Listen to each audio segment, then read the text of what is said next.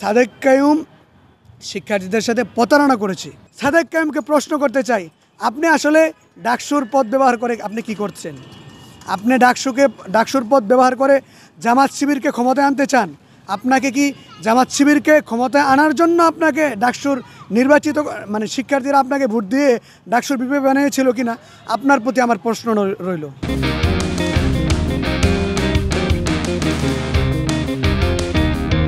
ডাকসু একটা প্রত্যাশিত ঢাকা বিশ্ববিদ্যালয় না, পুরো বাংলাদেশ ডাকসুর দিকে তাকিয়ে থাকে।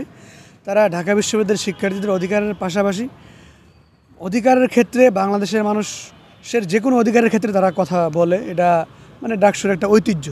সেই জায়গা থেকে আমরা একটা প্রত্যাশা করি যে ডাকসুর যারা নেতৃবৃন্দ তারা দেশের জন্য কাজ করবে, শিক্ষার্থীদের জন্য কাজ করবে। বিশেষ করে তাদের প্রধান কাজ হচ্ছে ঢাকা বিশ্ববিদ্যালয় কেন্দ্রিক ঢাকা বিশ্ববিদ্যালয়ের শিক্ষার্থীদের জন্য কাজ করা।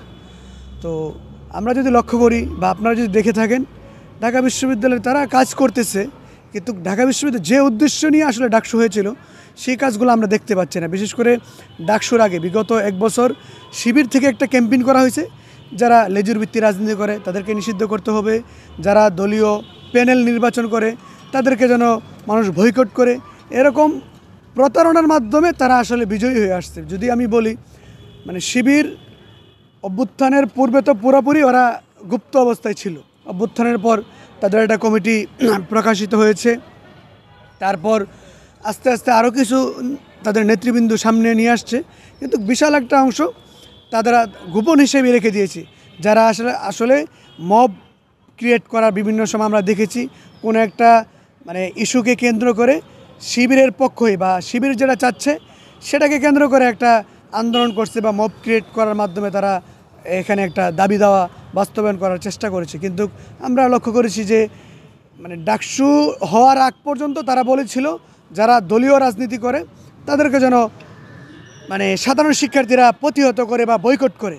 কিন্তু এখন আপনারা লক্ষ্য করছেন শিবিরের সাদেক কাইয়ুম থেকে শুরু করে যে তাদের প্যানেলে থেকে নির্বাচিত সর্বমিত্র চাকমা, সেও দেখি জামাত শিবিরের হয়ে নির্বাচনের প্রচারণা করে। তো আসলে বিশেষ করে যেহেতু সাদেক কাইয়ুম ঠিক আছে, সে জামাতের উদ্দেশ্য বাস্তবায়ন করার জন্য সেখানে মানে শিবিরের রাজনীতি করে, সে যেতে পারে সেটা মানা যায়, কিন্তু সর্বমিত্র যাকে শিক্ষার্থীরা নির্বাচিত করেছে শিক্ষার্থীদের জন্য কাজ করার জন্য, সে উদ্দেশ্য তাকে যে উদ্দেশ্যে নির্বাচিত করা হয়েছে সেটাকে সে ভায়োলেট করে সে কী করতেছে, শিশির মনিরের নির্বাচনী প্রচারণা করতেছে, তাকে কিভাবে সংসদে নেওয়া যায় সেই ব্যাপারে সে কাজ করছে। তার কাজ তো সেটা না।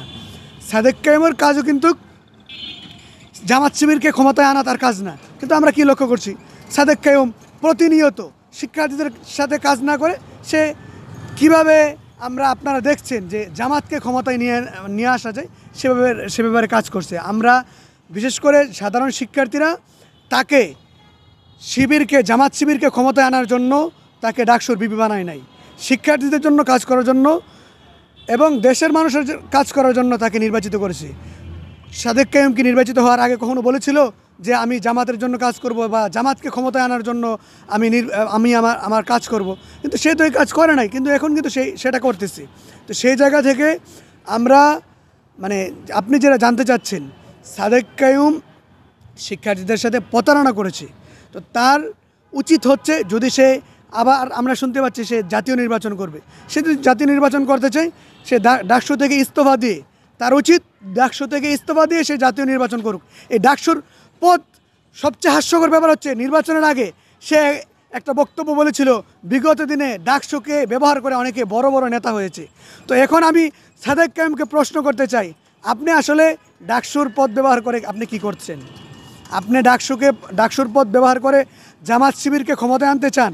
আপনাকে কি জামাত শিবিরকে ক্ষমতায় আনার জন্য আপনাকে ডাকসুর নির্বাচিত মানে শিক্ষার্থীরা আপনাকে ভোট দিয়ে ডাকসুর বিপি বানিয়েছিল কিনা, আপনার প্রতি আমার প্রশ্ন রইল।